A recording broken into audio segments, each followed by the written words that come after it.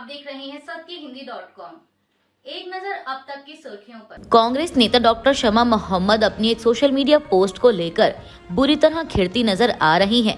दरअसल champions trophy में रविवार को भारत और न्यूजीलैंड मैच के दौरान शमा मोहम्मद ने एक्स पर लिखा था कि रोहित शर्मा एक खिलाड़ी के रूप में मोटे हैं, उन्हें वजन कम करने की जरूरत है। और बेशक भारत के अब तक के कप्तानों में वह सबसे ज्यादा अनइम्प्रेसिव कप्तान है। शमा की इस टिप्पणी पर जब एक पाकिस्तानी पत्रकार ने रोहित शर्मा को वर्ल्ड क्लास परफॉर्मर बताया तो शमा ने जवाब दिया कि गांगुली, तेंदुलकर, द्रविड़, धोनी, कोहली, कपिल देव शास्त्री जैसे पूर्व कप्तानों की तुलना में रोहित में ऐसा क्या विश्व स्तरीय है। वह एक औसत कप्तान होने के साथ साथ एक औसत खिलाड़ी भी हैं जिन्हें भारत का कप्तान बनने का सौभाग्य मिला। हालांकि जब इन टिप्पणियों पर विवाद बढ़ा तो उन्होंने अपनी सारी पोस्ट डिलीट कर दी। अब रोहित शर्मा पर की गई उनकी इस टिप्पणी को लेकर क्रिकेट फैंस से लेकर राजनीतिक पार्टियां भी उनकी आलोचना कर रही हैं। वहीं इस पूरे मामले में शमा मोहम्मद ने अपनी सफाई भी पेश की। हालांकि इस दौरान भी उन्होंने इस बात पर जोर दिया कि रोहित शर्मा एक खिलाड़ी के तौर पर ओवरवेट हैं। रोहित शर्मा के वजन पर शमा मोहम्मद की टिप्पणी से कांग्रेस ने किनारा कर लिया है। कांग्रेस प्रवक्ता पवन खेड़ा ने एक्स पर लिखा कि शमा मोहम्मद ने मशहूर क्रिकेट खिलाड़ी पर जो टिप्पणी की है वह कांग्रेस पार्टी की राय नहीं है। इसके साथ ही उन्हें सोशल मीडिया एक्स से अपना पोस्ट हटाने और बेहतर व्यवहार करने के लिए कहा गया है। शिवसेना यूबीटी नेता प्रियंका चतुर्वेदी ने भी शमा मोहम्मद की टिप्पणी का विरोध किया। उन्होंने एक्स पर लिखा कि मैं क्रिकेट की बहुत बड़ी प्रशंसक नहीं हूं, लेकिन खेल में मेरी सीमित रुचि के बावजूद मैं कह सकती हूं कि रोहित शर्मा, चाहे उनका वजन बढ़ा हो या नहीं, उन्होंने भारतीय टीम को नई ऊंचाइयों पर पहुंचाया है। उनकी प्रतिबद्धता ही मायने रखती है। वहीं हिमाचल प्रदेश कांग्रेस प्रभारी रजनी पाटिल ने कहा कि हम इस तरह किसी को भी बॉडी शेमिंग करने की मान्यता नहीं देंगे। देश के किसी भी खिलाड़ी के लिए इस तरह बोलना ठीक नहीं है। इस पर पार्टी उनसे जवाब मांगेगी। इसके अलावा बीजेपी प्रवक्ता प्रदीप भंडारी ने इसे हर देशभक्त का अपमान बताया। भारतीय क्रिकेट टीम के कप्तान रोहित शर्मा पर अपने ट्वीट पर कांग्रेस नेता शमा मोहम्मद ने सफाई देते हुए कहा कि मैंने किसी का अपमान करने के लिए ट्वीट नहीं किया था। उस ट्वीट में मैंने कहा कि एक खिलाड़ी होने के नाते उनका वजन ज्यादा है। ये बॉडी शेमिंग नहीं है। मुझे बेवजह निशाना बनाया जा रहा है। लोकतंत्र में बोलने का अधिकार है। मैंने सिर्फ अपनी बात रखी। मैंने कहा कि वे एक अप्रभावी कप्तान हैं क्योंकि मैंने उनकी तुलना पहले के कप्तानों से की थी। जब विराट कोहली मोहम्मद शमी के साथ खड़े थे तब उन पर भाजपा के लोगों ने क्यों हमला किया था। वे एक अच्छे कप्तान थे। वे खिलाड़ियों का हौसला बढ़ाते हैं और रन बनाते हैं। वे दूसरे टीम के खिलाड़ियों की भी अच्छा करने पर तारीफ करते हैं। मेरे हिसाब से विराट अच्छे कप्तान हैं। मैं एक खिलाड़ी हूँ, इसलिए फिटनेस पर बोलती हूँ। आजकल प्रधानमंत्री भी फिट इंडिया के बारे में बात करते हैं। खिलाड़ी को फिट होना चाहिए।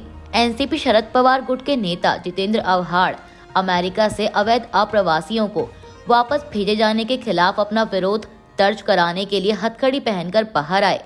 समाचार एजेंसी ANI के मुताबिक उन्होंने कहा कि जिस तरह से भारतीयों को अमेरिका में अन्याय का सामना करना पड़ रहा है और उन्हें बांधकर वापस भेजा जा रहा है, वीजा की समस्या है। कोई भी भारतीय अमेरिका में सुरक्षित नहीं है और हम अमेरिकी सरकार के बारे में एक भी शब्द नहीं बोल रहे हैं। AIADM के महासचिव एड पार्टी के पलानीस्वामी ने सोमवार को कहा कि मुख्यमंत्री MK स्टालिन और उप मुख्यमंत्री उदयनिधि स्टालिन को नीट रद्द करवाने के लिए अपनी पार्टी DMK के रहस्य का खुलासा करना चाहिए। अगर ऐसा नहीं किया गया तो उन्हें स्वीकार करना चाहिए कि DMK ने नीट रद्द करवाने के मुद्दे पर झूठ बोला है और उन्हें कम से कम अब से नीट से जुड़ी मौतों को रोकने के लिए काम करना चाहिए। PTI के मुताबिक विपक्ष के नेता ने विल्लुपुरम जिले के टिंडीवनम की एक छात्रा इंदुमती की नीट के डर से हुई मौत पर दुख व्यक्त करते हुए शोक संतप्त परिवार के प्रति अपनी संवेदना और सहानुभूति भी व्यक्त की। दिल्ली की मुख्यमंत्री रेखा गुप्ता ने सोमवार को कहा कि दिल्ली सरकार 2025-26 के लिए विकसित दिल्ली बजट 24 से 26 मार्च के बीच विधानसभा में पेश करेगी। प्रेस कॉन्फ्रेंस को संबोधित करते हुए उन्होंने कहा कि बजट समाज के विभिन्न वर्गों के सुझावों को शामिल करके तैयार किया जाएगा। इस बजट को जनता का बजट बनाने के लिए हम 5 मार्च को विधानसभा परिसर में विभिन्न महिला संगठनों के प्रतिनिधियों से मिलेंगे। इसके अलावा हम 6 मार्च को शिक्षा क्षेत्र के हितधारकों और व्यापारियों के साथ भी चर्चा करेंगे। महाराष्ट्र के मुख्यमंत्री देवेंद्र फडणवीस ने अपने डिप्टी एकनाथ शिंदे के साथ शीत युद्ध की अटकलों को खारिज कर दिया है और शिवसेना यूबीटी नेता संजय राउत का मजाक उड़ाते हुए कहा है कि वह दिग्गज पटकथा लेखक जोड़ी सलीम जावेद से मुकाबला करना चाहते हैं। फडणवीस सोमवार से शुरू होने वाले राज्य विधानमंडल के 4 सप्ताह के बजट सत्र से पहले कैबिनेट बैठक और पारंपरिक चाय पार्टी के बाद रविवार को डिप्टी सीएम शिंदे और अजीत पवार के साथ एक प्रेस कॉन्फ्रेंस को संबोधित कर रहे थे। फडणवीस ने कहा कि कोई युद्ध नहीं है। जो लोग हम दोनों को जानते हैं वे याद रखेंगे कि जब हम साथ होते हैं तो हम क्या करते हैं। आपको बता दें कि फडणवीस के मुख्यमंत्री पद संभालने के बाद उन्होंने शिंदे सरकार के समय के कई फैसलों को रद्द कर दिया है और कुछ मामलों में कार्रवाई के भी आदेश दिए हैं, जिसके बाद से शिंदे और फडणवीस के बीच टकराव की अटकलें लगाई जा रही हैं। असम के मुख्यमंत्री हेमंत बिस्वा शर्मा ने रविवार को पश्चिम बंगाल के कोलकाता में हिंदू धर्म और औरंगजेब को लेकर टिप्पणी की। इस पर टीएमसी नेता कुणाल घोष ने कहा कि मुख्यमंत्री शर्मा बकवास कर रहे हैं। समाचार एजेंसी एएनआई के मुताबिक मुख्यमंत्री शर्मा ने कहा था कि औरंगजेब ने हिंदू धर्म को नष्ट करने की कसम खाई थी, लेकिन हिंदू धर्म खत्म नहीं हुआ, औरंगजेब खत्म हो गया।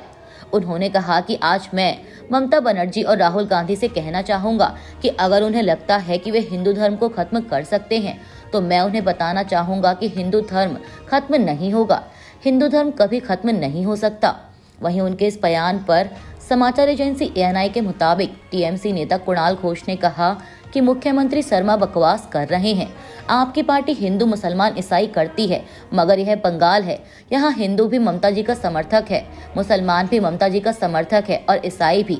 पूरा बंगाल उनका समर्थन करता है।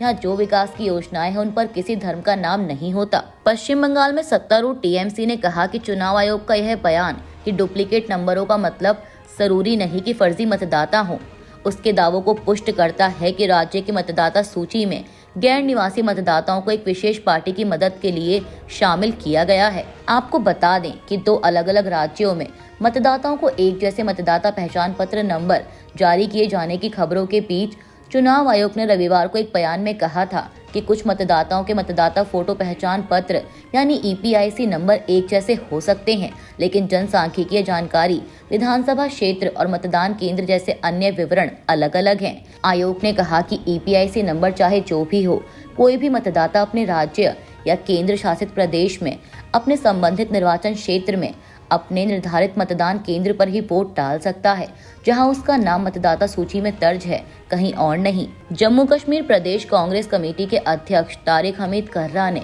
रविवार को भाजपा के नेतृत्व वाली केंद्र सरकार पर पिछले साल निर्वाचित सरकार के गठन के बावजूद यहां जानबूझकर राज्य का दर्जा बहाल करने में देरी करने का आरोप लगाया। उन्होंने एक पब्लिक रैली को संबोधित करते हुए कहा कि भाजपा राज्य का दर्जा बहाल करने की अपनी प्रतिबद्धता को पूरा नहीं करके जम्मू कश्मीर के लोगों के साथ अन्याय कर रही है, क्योंकि लोगों ने उसे जम्मू कश्मीर पर शासन करने का जनादेश नहीं दिया था।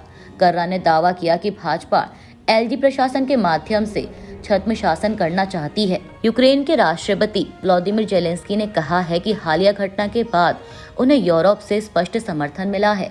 जेलेंस्की ने अपने सोशल मीडिया पोस्ट में लिखा कि कुछ ज्यादा एकजुटता के साथ सहयोग करने की कुछ ज्यादा इच्छा के साथ उन्हें यूरोप का समर्थन मिल रहा है। उन्होंने लिखा कि हर कोई हकीकत में शांति हासिल करने के मुद्दे पर एकजुट है। हमें वास्तविक सुरक्षा गारंटी चाहिए और यही पूरे यूरोप की मांग है। जाहिर तौर पर हम अमेरिका की अहमियत समझते हैं और हम अमेरिका से मिली हर मदद के लिए उनके आभारी हैं। कोई ऐसा दिन नहीं गुजरा जब हमने उनका आभार व्यक्त नहीं किया। आपको बता दें कि इससे पहले रविवार को लंदन में यूक्रेन में जंग को लेकर कई यूरोपीय देशों के नेताओं की बैठक हुई थी, जिसमें यूक्रेन के राष्ट्रपति व्लादिमीर जेलेंस्की भी मौजूद थे। अमेरिका के लॉस एंजल्स में चल रहे ऑस्कर अवार्ड समारोह की शाम अनोरा फिल्म के नाम रही। यह समारोह अब समाप्त हो चुका है। आपको बता दें कि सेक्स वर्कर की कहानी पर आधारित अनोरा फिल्म को अब तक 5 कैटेगरी में ऑस्कर अवार्ड मिल चुके हैं, जिसमें बेस्ट पिक्चर का अवार्ड भी शामिल है। फिल्म की एक्ट्रेस माइकी मेडिसन को सर्वश्रेष्ठ एक्ट्रेस का अवार्ड मिला। इससे फिल्म के लिए सीन बेकर को बेस्ट डायरेक्टर और बेस्ट एडिटिंग का अवार्ड भी इसी फिल्म को मिला है। अभी के लिए बस इतना ही। बाकी की खबरों के लिए जुड़े रहिए सत्यहिंदी.com के साथ। Copyright disclaimer under Section 107 of the Copyright Act 1976. Allowance is made for fair use for purposes such as criticism, comment, news reporting, scholarship, and research.